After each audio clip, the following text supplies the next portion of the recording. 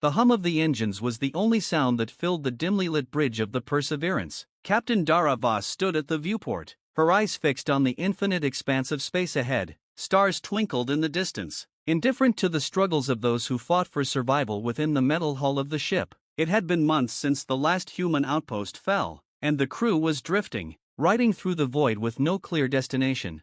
Yet they had not surrendered.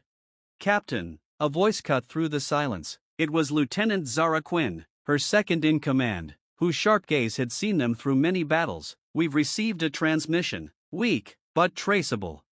Dara didn't turn around. She kept her eyes on the stars, as if seeking some form of comfort in their distant light. "Is it another Dominion trap?" she asked, her voice steady, though the weariness behind it was unmistakable. Zara hesitated for a moment before responding. "Possibly, but there's a faint signal that matches the encryption patterns from Earth's old Alliance networks." Dara's heart skipped a beat at the mention of Earth. It was long gone, reduced to ash by the Sithlarr Dominion. The idea that anything from Earth could still exist in this part of space was unlikely, yet not impossible. "Bring it up on the main screen," Dara ordered, finally turning to face her crew. The bridge crew, though tired and battle-worn, sprang into action. The screen flickered, lines of static running through the image, but the voice that emerged was unmistakably human. "This is Colony Epsilon, coordinates, seeking refuge. Sithlarr attack imminent, supplies, need assistance." The message repeated, garbled, but its meaning was clear. A human colony, or what was left of one, was out there, fighting the same battle as they were. Hope flickered in Dara's chest, but she tamped it down. Hope had led many to their deaths in this war. She couldn't afford to be reckless. "The message is old," Ensign Malik, the ship's communications officer, said, his brow furrowed as he analyzed the signal. "At least 2 weeks." 2 weeks, Dara muttered under her breath. If the Sithlarr had already reached them, it might be too late, but if there was a chance, a slim one, that they could help, that they could find other humans still fighting, she had to take it. "The crew won't like it," Zara said quietly, stepping closer. "They're barely holding on as it is. Another wild chase into Sithlarr territory."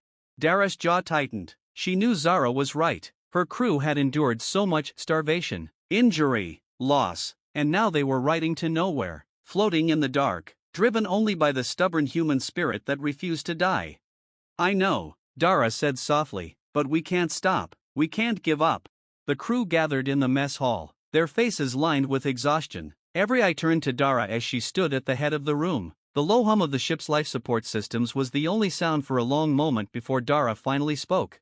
"We intercepted a transmission from what could be a human colony," she began, her voice firm. "It's old, 2 weeks at least, but it's a call for help." There was a murmur through the crowd, a mixture of disbelief and fear. Some crew members exchanged wary glances, while others bowed their heads, lost in thought. Dara could see the toll that the endless flight through space had taken on them. She understood their exhaustion, their growing doubts. "I won't lie to you," Dara continued. "There's a good chance this is a trap. The Sithlarr have used our hope against us before. But if it's real, if there are humans out there still fighting, we have to try."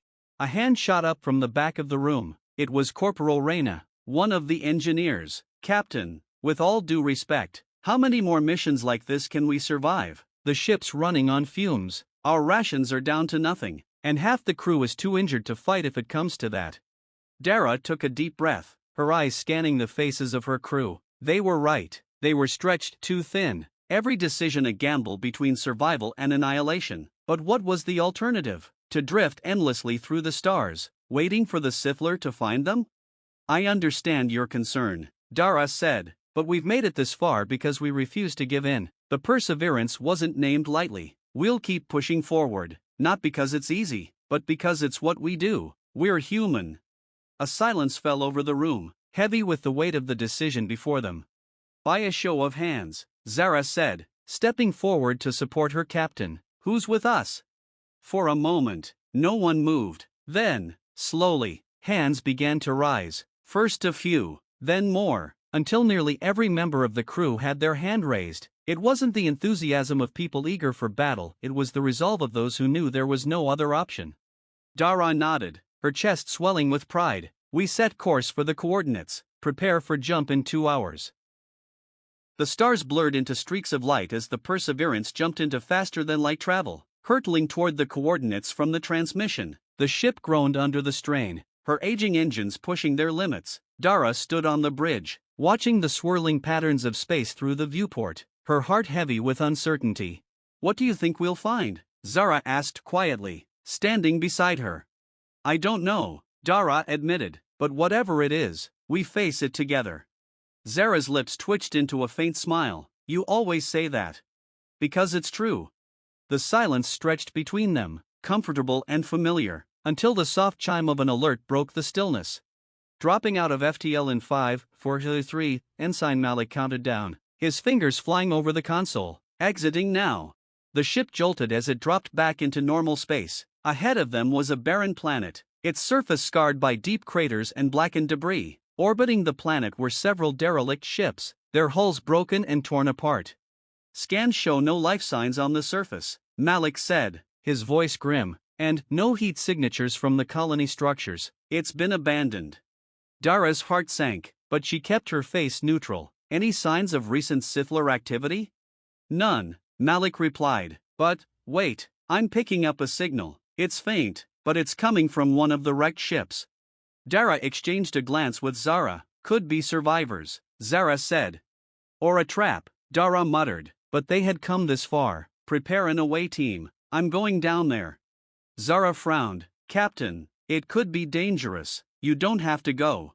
"I do," Dara said firmly. "This isn't something I can leave to chance."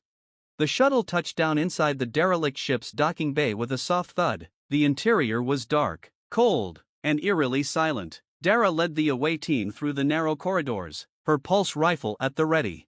"Stay sharp," she whispered into her calm. "We don't know what's waiting for us."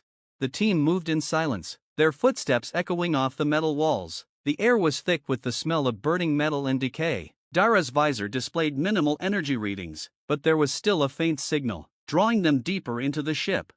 They reached the bridge, its consoles flickering with dim light, and there, slumped against the captain's chair, was a figure, a human, covered in dust and blood. Dara knelt beside him, her heart racing. He was barely alive, his breathing shallow. "Captain Voss?" the man rasped, his eyes flickering open. Dara's blood ran cold. "How do you know my name?" The man coughed, blood trickling from the corner of his mouth. "The Dominion, they're coming. It's all a trap."